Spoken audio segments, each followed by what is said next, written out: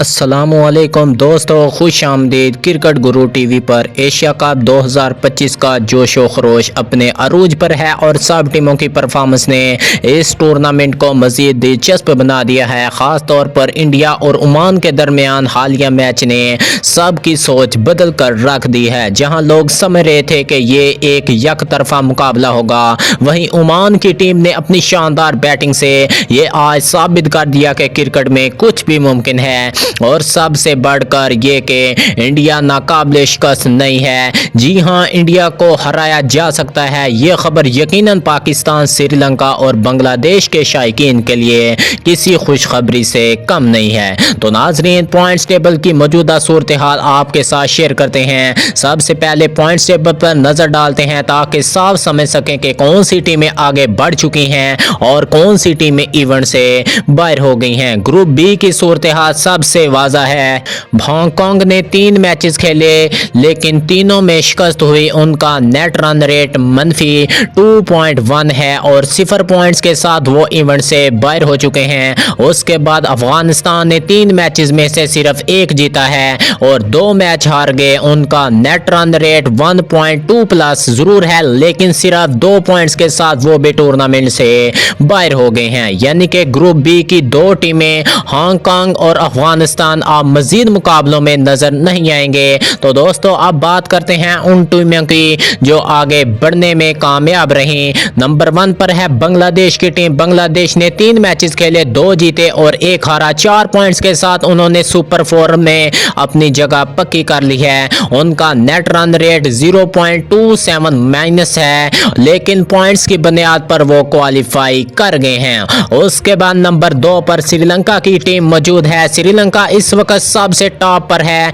तीनों मैच जीतकर 6 पॉइंट्स हासिल किए और नेट रन रेट 1.2 प्लस है। शानदार परफॉर्मेंस के साथ वो ग्रुप बी से नंबर 1 टीम के तौर पर सुपर 4 में दाखिल हो गए हैं। तो दोस्तों, अब अगर हम मजमूई तौर पर देखें तो ग्रुप बी से श्रीलंका और बांग्लादेश आगे निकल गए जबकि हांगकांग और अफगानिस्तान की कहानी खत्म हो गई। तो नाजरीन, ग्रुप ए की दिलचस्प कहानी अब आपके साथ शेयर करते हैं। अब आते हैं ग्रुप ए की तरफ जहां असल सरप्राइज सामने आया है। ज्यादातर क्रिकेट शायकीन का ख्याल था कि इंडिया और ओमान का मैच एक तरफा होगा।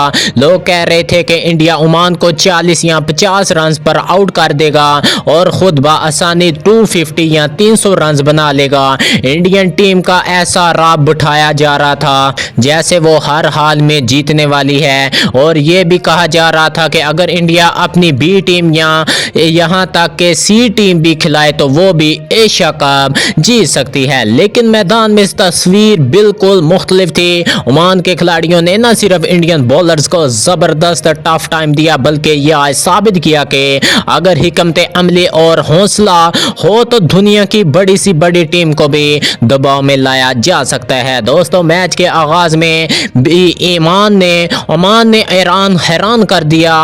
उनके ओपनर्स ने पहले 6 ओवर्स में 50 रन की शानदार पार्टनरशिप बनाई। कोई भी इंडियन बॉलर उन्हें तोड़ने में कामयाब ना हो सका। इसके बाद दूसरा विकेट पड़ने के बावजूद अगले 2 बैट्समैनों ने भी 50 रन की पार्टनरशिप कर ली। जब पहली विकेट गिरी तो उस वक्त ओमान के स्कोर बोर्ड पर तकरीबन 150 रन थे और सिर्फ एक ही खिलाड़ी आउट हुआ था। यह परफॉर्मेंस देखकर इंडियन शायकीन भी हैरान रह गए क्योंकि उनकी टीम वो दबाव बनाने में नाकाम रही जिसकी सबको तवक्का थी। ओमान की टीम बिलाशुबा ज्यादा तजर्बाकार नहीं थी और शायद इसी वजह से वो आखिर में हदफ हासिल नहीं कर सकी। लेकिन याद रखें, 189 रन का हदफ बिल्कुल चेज किया जा सकता था और ओमान ने जिस अंदाज में खेलकर ये आज साबित किया कि इंडियन बॉलिंग अटैक इतना भी खतरनाक नहीं जितना दिखाया जाता है। तो नाजरीन, अगर इंडियन बॉलिंग लाइनअप पर नजर डालें तो ओमान के बैट्समैनों ने कुलदीप यादव को आराम से खेला। हर्षदीप सिंह को भी खेलने में कोई खास मुश्किल पेश नहीं आई और हार्दिक पांड्या या अक्षर पटेल जैसे बॉलर्स भी ज्यादा कुछ ना कर सके। इससे साफ जाहिर होता है कि पाकिस्तान, श्रीलंका और बांग्लादेश जैसी बड़ी टीमें इन बॉलर्स के सामने और भी एतमाद के साथ बैटिंग कर सकती हैं। इंडियन टीम की बैटिंग भी तवक्का के मुताबिक नहीं रही।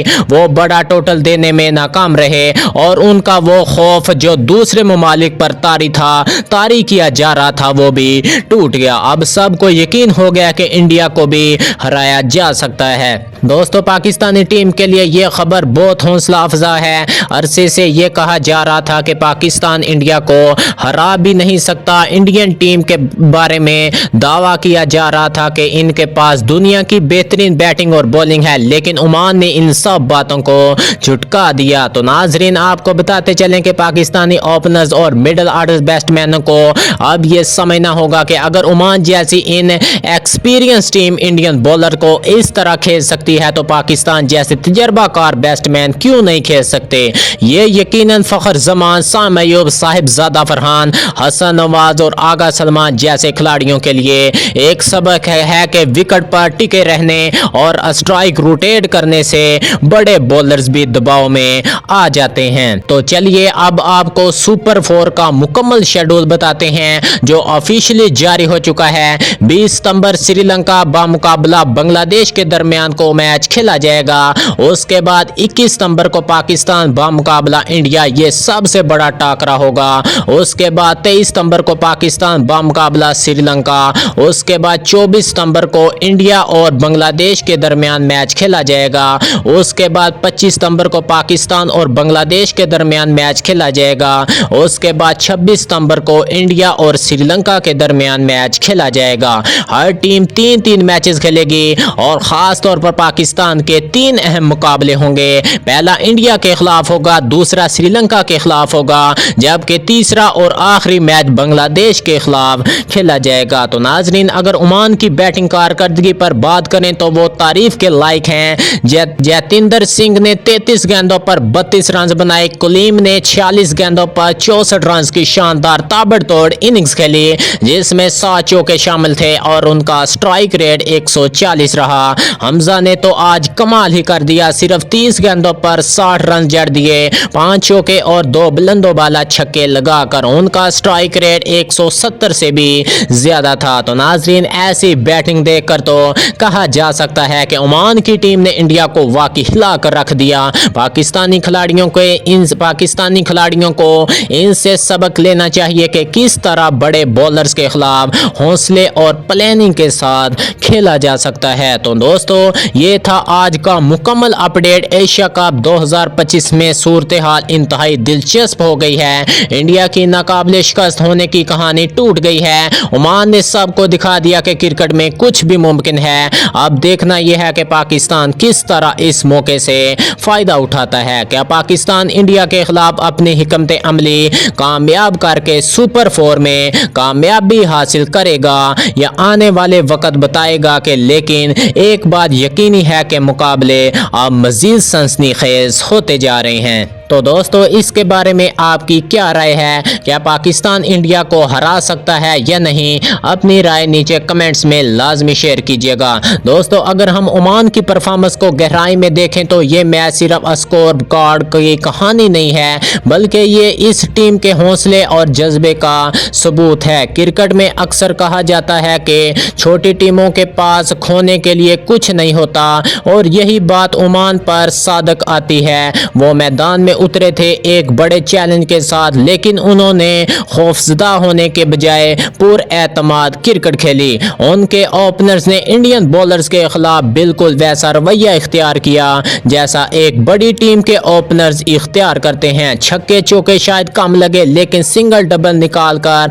स्ट्राइक रोटेट करना, गेंद को गैप में खेलना और विकेट पर टिके रहना, ये वो चीजें थी जिन्होंने इंडिया को दबाव में डाला। तो दोस्तों, याद रखें, ये वही इंडियन टीम है जिसके बारे में कहा जा रहा था कि किसी भी हरीफ को सिर्फ अपनी बॉलिंग से ही उखाड़ फेंकेगी, लेकिन ओमान ने एक मजबूत बयानिया दिया कि अगर छोटी टीम ऐसे खेल सकती है तो बड़ी टीमें तो इंडिया को और ज्यादा टफ टाइम दे सकती हैं। दोस्तों, यहाँ एक बड़ा नुक्ता सामने आता है। पाकिस्तानी बैटिंग लाइनअप को हमेशा तनकीद का सामना रहा है, खास तौर पर बड़े मैचेस में जैसे इंडिया के खिलाफ, लेकिन अगर ओमान के बेस्ट बैट्समैन इंडियन बॉलर्स को आराम से खेल सकते हैं, तो पाकिस्तानी ओपनर्स और मिडिल ऑर्डर्स बैट्समैनों को भी यही सोचना चाहिए कि वो भी ऐसा कर सकते हैं। पाकिस्तानी खिलाड़ियों को सिर्फ एक चीज अपनाने की जरूरत है, सब्र और प्लानिंग। ओमान ने हमें दिखाया कि पिच पर खड़े रहकर स्ट्राइक रोटेट करना कितना अहम है।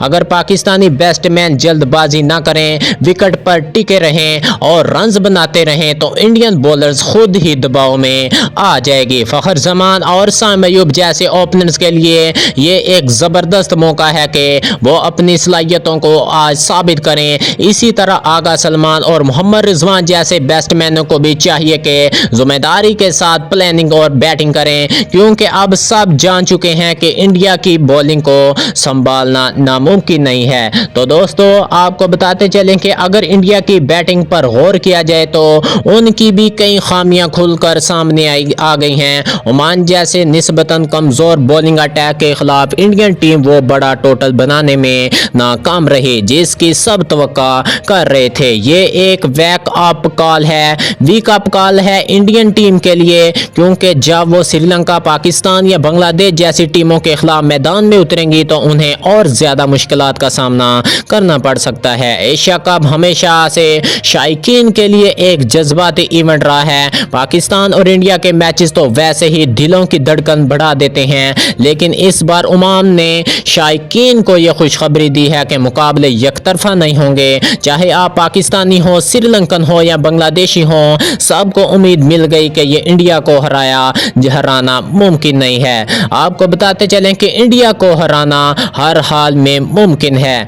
अब सवाल यह है कि पाकिस्तान को सुपर 4 में किस हिकमत अमली के साथ मैदान में उतरना चाहिए। नंबर 1 पर ओपनिंग पार्टनरशिप मजबूत बनानी होगी। ओमान ने यह सबक दिया कि इंडियन बॉलर्स को शुरू में दबाव में डाला जा सकता है। अगर पाकिस्तानी ओपनर्स पहले 10 ओवर्स में संभल कर खेल गए तो इंडिया को मुश्किल होगी। और उसके बाद नंबर 2 पर मिडिल ऑर्डर्स की जिम्मेदारी। पाकिस्तान के मिडिल ऑर्डर्स को विकेट पर टिक कर खेलना होगा।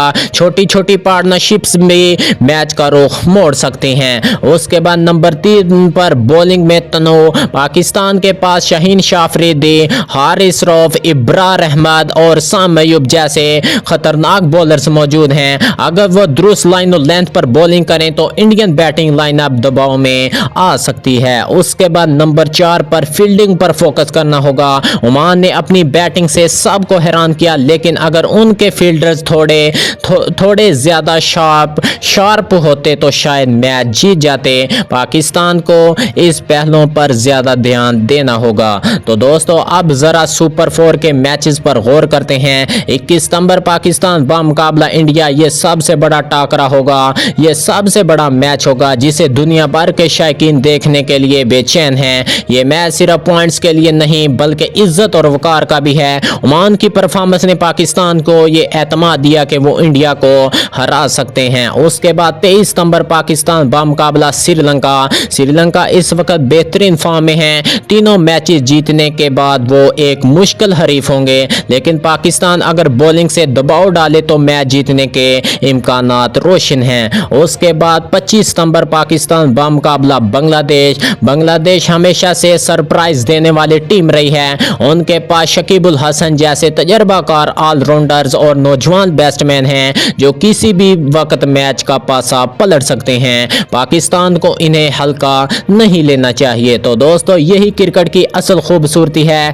कभी बड़ी टीमें छोटी टीमों के हाथों हैरान को शिकस्त खा लेती हैं और कभी छोटी टीमें बड़े बड़े रिकॉर्ड तोड़ देती हैं। ओमान की परफॉर्मेंस ने यह बता दिया कि एशिया कप सिर्फ बड़ी टीमों का टूर्नामेंट नहीं है, बल्कि ये छोटी टीमों के लिए भी अपनी सलाहियतें दिखाने का बेहतरीन मौका है। तो दोस्तों, आखिरी पैगाम है, आज की इस वीडियो में हमने पॉइंट्स टेबल की सूरत हाल, इंडिया और ओमान के मैच का तजिया, सुपर 4 के ऑफिशियल शेड्यूल और पाकिस्तान के लिए अहम असबाक पर तफसील से बात की। अब सवाल यह है कि पाकिस्तान इस मौके को किस तरह इस्तेमाल करता है। क्या पाकिस्तान टीम अपनी बैटिंग और बॉलिंग दोनों में तवाज़ुन पैदा करके सुपर 4 में शानदार परफॉर्मेंस दे पाएगी या नहीं? कमेंट्स में अपनी राय लाजमी दें कि आपके ख्याल में पाकिस्तान किस टीम के खिलाफ सबसे ज्यादा खतरा महसूस करेगा, इंडिया की टीम के खिलाफ श्रीलंका या फिर बांग्लादेश। तो दोस्तों ये थी आज की वीडियो, उम्मीद करता हूं कि आपको वीडियो पसंद आई होगी।